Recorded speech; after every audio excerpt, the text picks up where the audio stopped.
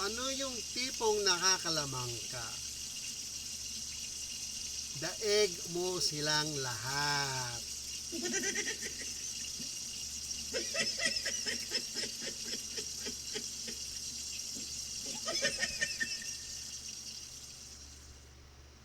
May joke ako sa egg salad. Kaso, baka ikalat mo eh.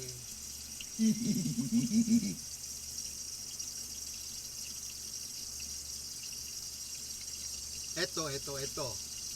Anong sabi nung egg nung nag-ghost siya?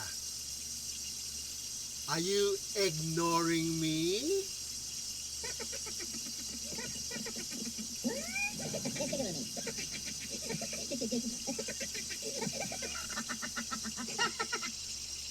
Pakiramdam ko para akong itlog. Pinipili lang pag no choice na.